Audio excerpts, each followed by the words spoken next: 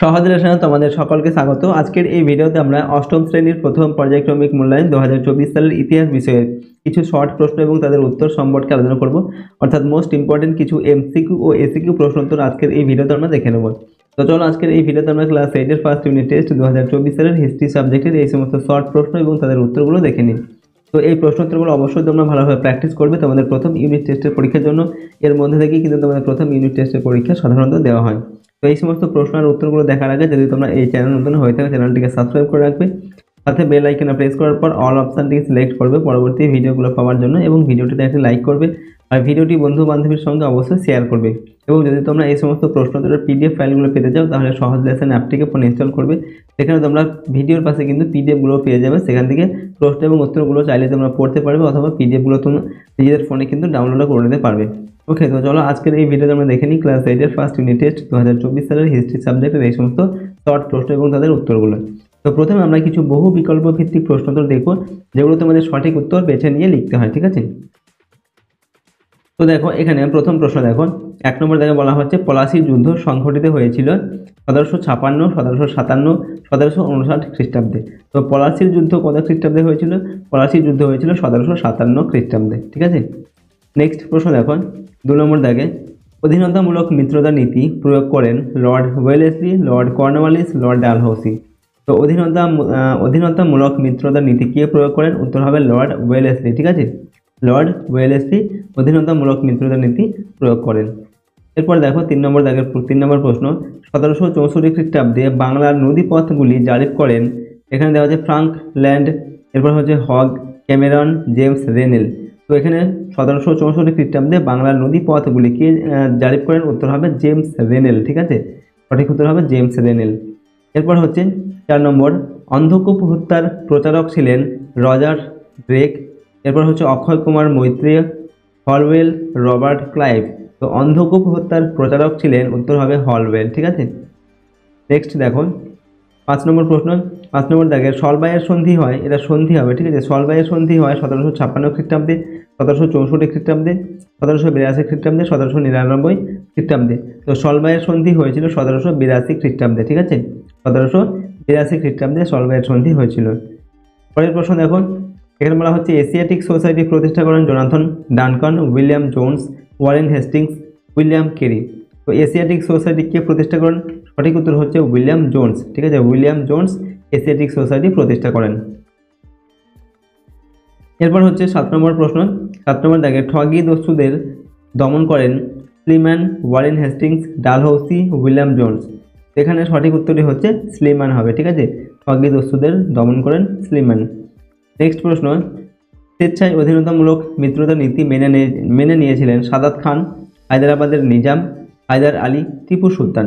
তো স্বেচ্ছায় অধীনতামূলক মিত্রতা নীতি কে মেনে নিয়েছিলেন?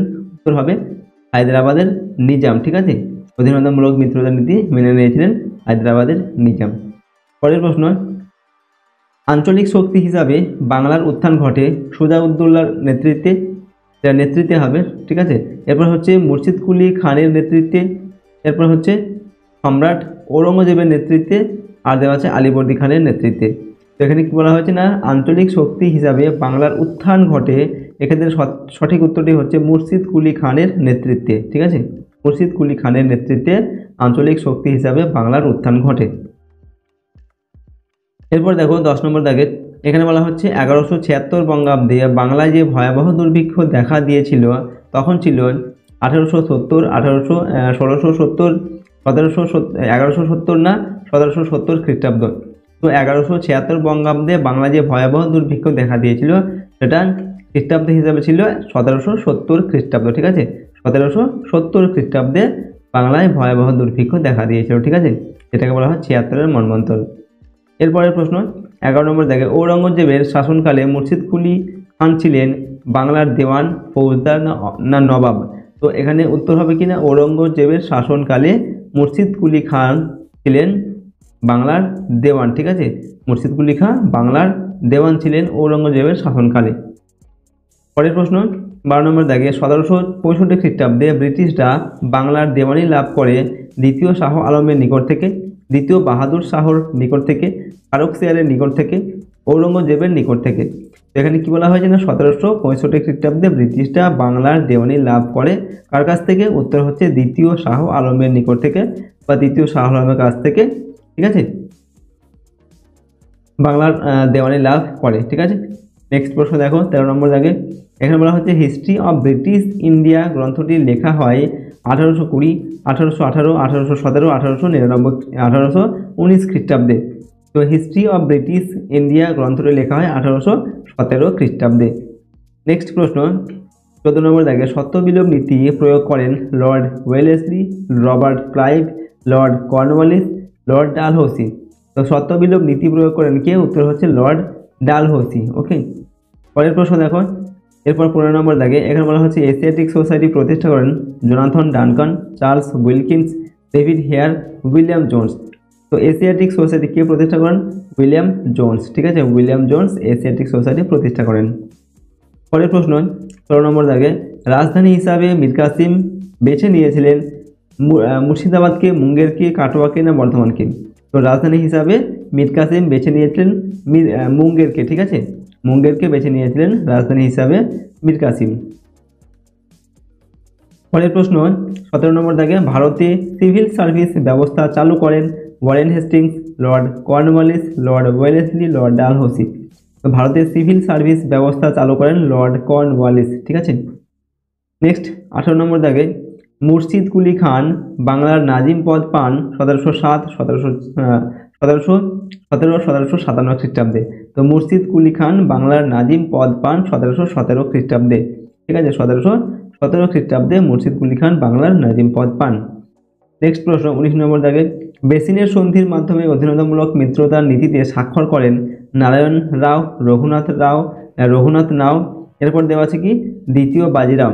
তো বেসিনের সন্ধির মাধ্যমে অধীনতামূলক মিত্রতার নীতিতে স্বাক্ষর করেন, উত্তর হবে দ্বিতীয় বাজিরাও। ঠিক আছে, পেশোয়ার দ্বিতীয় বাজিরাও।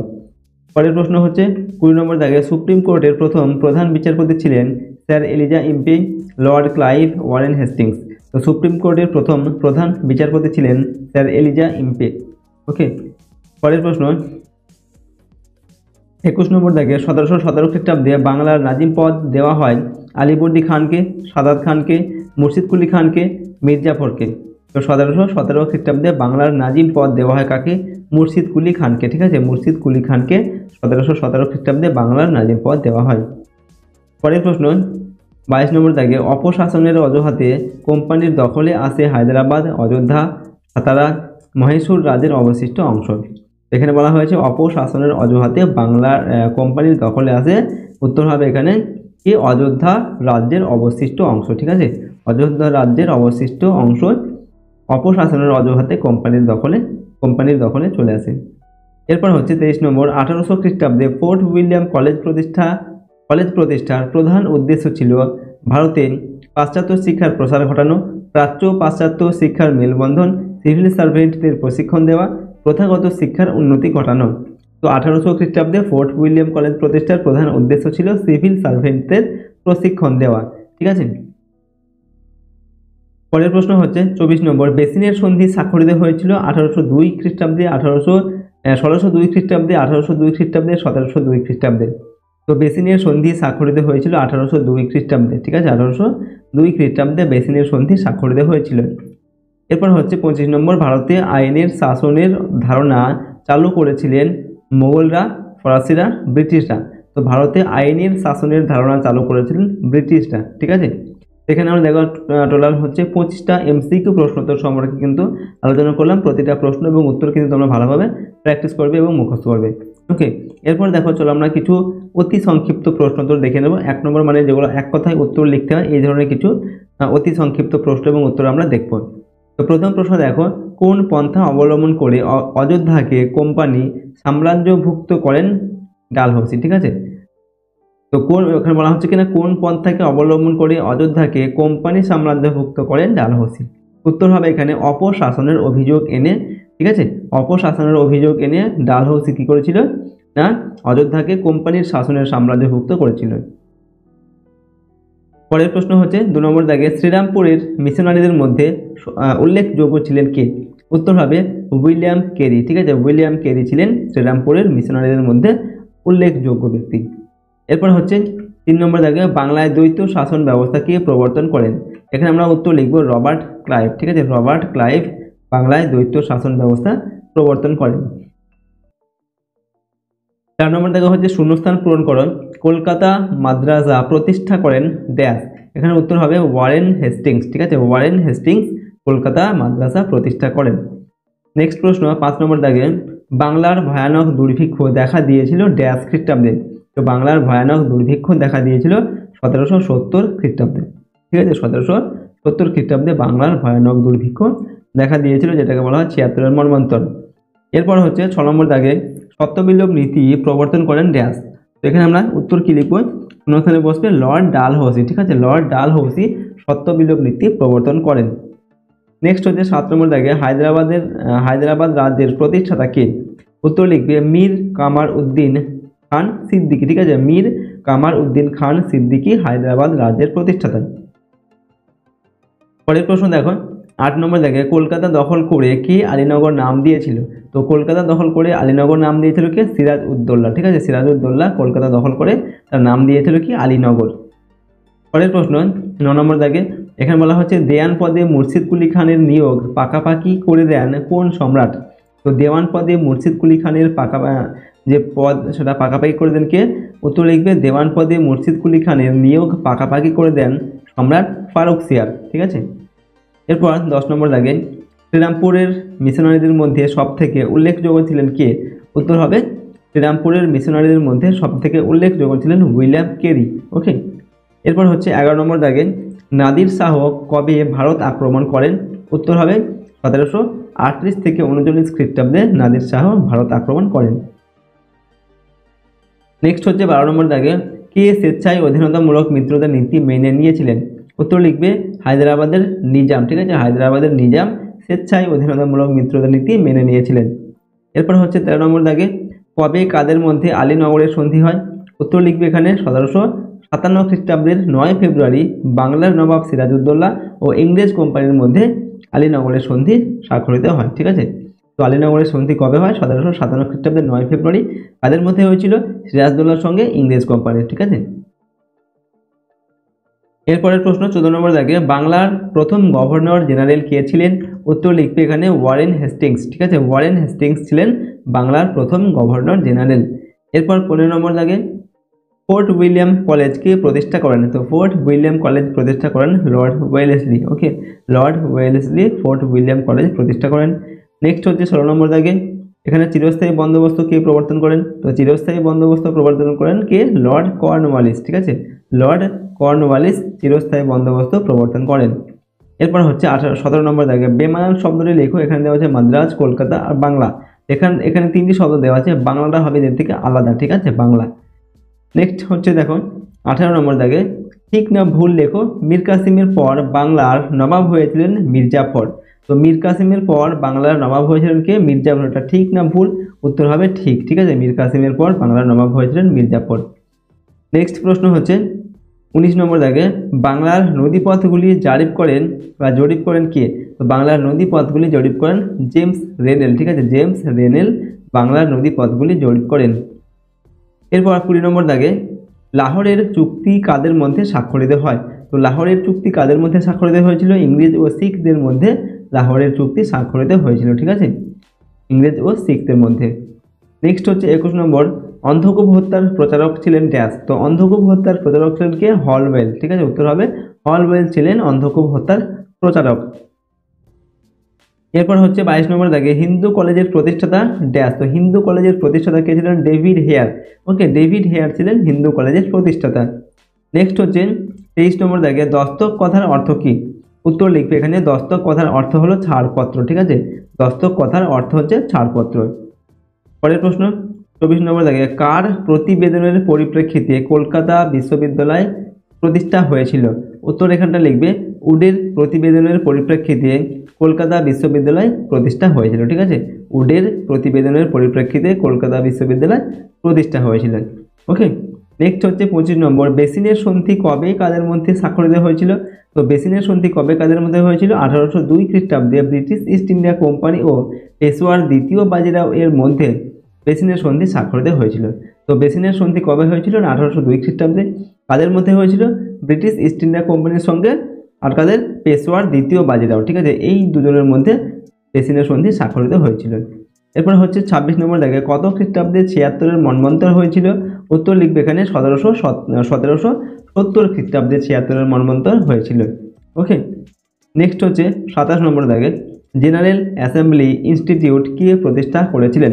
তো জেনারেল অ্যাসেম্বলি ইনস্টিটিউট কে প্রতিষ্ঠা করেছিলেন? উত্তর হবে আলেকজান্ডার ডাফ, ঠিক আছে, Alexander Duff General Assembly Institute প্রতিষ্ঠা করেছিলেন, ঠিক আছে।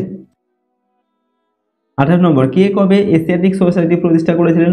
উত্তর হবে এখানে স্যার উইলিয়াম জোন্স 1784 খ্রিস্টাব্দে এশিয়াটিক সোসাইটি প্রতিষ্ঠা করেছিলেন, ঠিক আছে, স্যার উইলিয়াম জোন্স 1784 খ্রিস্টাব্দে এশিয়াটিক সোসাইটি প্রতিষ্ঠা করেছিলেন। তো কে প্রতিষ্ঠা করেছিলেন এশিয়াটিক সোসাইটি? উত্তর হবে স্যার উইলিয়াম জোন্স। কত খ্রিস্টাব্দে? 1784 খ্রিস্টাব্দে। ওকে, তো দেখো এখানে আমরা যে শর্ট প্রশ্ন 1 নম্বর মানে সেগুলো টোটাল 28টি প্রশ্ন এখানে কিন্তু আলোচনা করলাম, প্রশ্ন এবং উত্তর। তো এই সমস্ত প্রশ্ন এবং উত্তরগুলো কিন্তু তোমরা ভালোভাবে মুখস্থ করবে এবং প্র্যাকটিস করবে তোমাদের প্রথম ইউনিট টেস্টে পরীক্ষার জন্য, ঠিক আছে। এর মধ্যে থেকে তোমাদের প্রশ্ন কিন্তু পরীক্ষায় দেওয়া হয়। ওকে, আর যদি এই চ্যানেলে তোমরা নতুন হয়ে থাকলে চ্যানেলটিকে সাবস্ক্রাইব করে রাখবে, সাথে বেল আইকনে প্রেস করবে এবং অল অপশনটি সিলেক্ট করবে পরবর্তী ভিডিওগুলো পাওয়ার জন্য। ভিডিওটিতে অবশ্যই একটা লাইক করবে, ভিডিওটি বন্ধু বান্ধবের সঙ্গে শেয়ার করবে। আর যদি এই সমস্ত ভিডিও বা প্রশ্ন এবং উত্তরের পিডিএফ ফাইলগুলো পেতে চাও তাহলে সহজ লেসন অ্যাপটিকে ফোন ইনস্টল করে রাখবে। সেখানে ভিডিওর পাশে তোমরা পিডিএফগুলো পেয়ে যাবে, চাইলে সেখান থেকে প্রশ্নগুলো তোমরা পড়তে পারবে অথবা পিডিএফগুলো কিন্তু নিজের ফোনে ডাউনলোডও করে নিতে পারবে। তো চলো আজকের এই ভিডিওটিকে আমরা এখানে শেষ করছি। সম্পূর্ণ ভিডিওটি দেখার জন্য অসংখ্য ধন্যবাদ।